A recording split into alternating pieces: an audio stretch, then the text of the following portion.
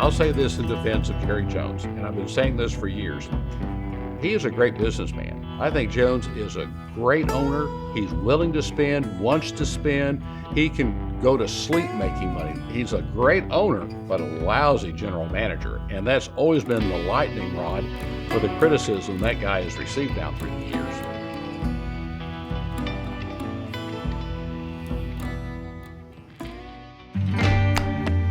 I'm David Bacon, and for more than 20 years, I was the sports director at KTAB TV, our sister station here. And during that period of time, I covered the Dallas Cowboys every season going to Texas Stadium.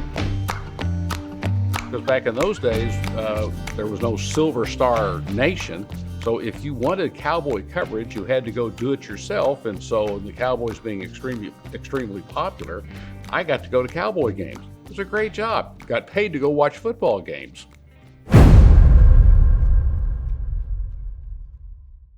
I do remember 1985, they beat the New York Giants at Texas Stadium to clinch the NFC Eastern Division title. And I'll always remember the gleam that was in Tom Landry's eye after that game in the post-game locker room interviews. There was a special joy there because he later talked about that 85 team really was not very good. And somehow they managed to stitch together enough victories to get into the playoffs. They lost in the first round, but at least they got there.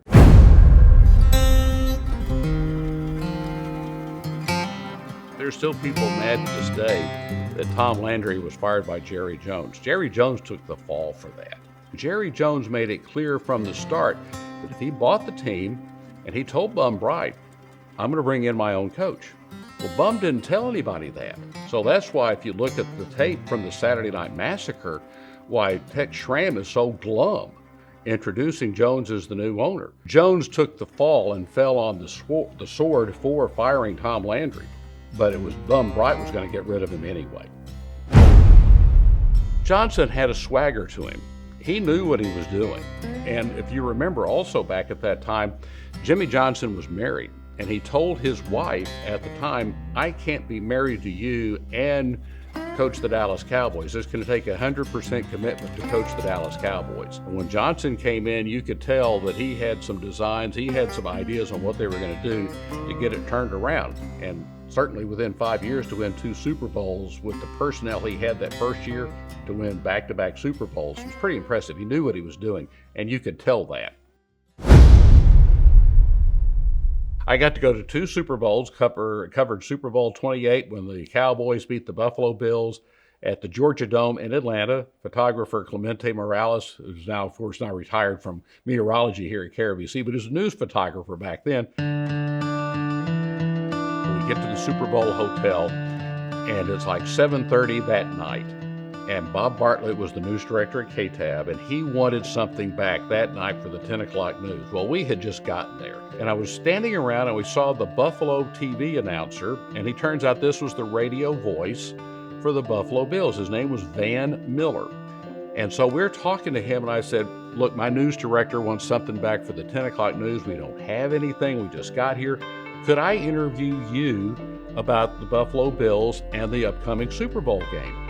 And he said, I'd be happy to do that for you. He said, if you've done research of the Super Bowl, if a running back runs for X number of yards, then that team wins 90% of the time.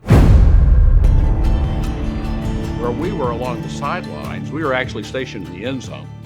And so in the third quarter, which is the pivotal part of that game, when James Washington recovers the fumble, returns it, and then that ties the game. And then the Cowboys get the ball back, and they start this drive. And Emmitt Smith handled the ball. I think it was like a 13-play drive, and they handed the ball off to Smith like 12 of the 13 plays. It was the Emmitt Smith drive, and every play was coming right at us. Our vantage point couldn't have been better for that pivotal third quarter. I'm sitting on the couch watching the special, enjoying the replay of James Washington recovering that fumble, returning it for the touchdown, and from the angle they're showing it, I'm going, that's me! And my wife was, what?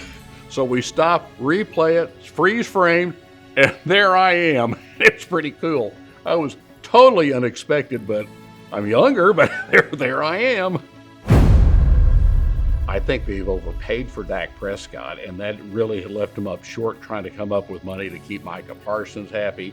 You could go on and on and on. You look at the successful Cowboy coaches, you got Landry, Johnson, and Parcells to a degree. When those guys were there, you could tell the coaches were running the show, or at least had some say in it. I think if you had a stronger coach in there that the players respected, then I think the Cowboys would have more success than what they've had down through the last 30 years.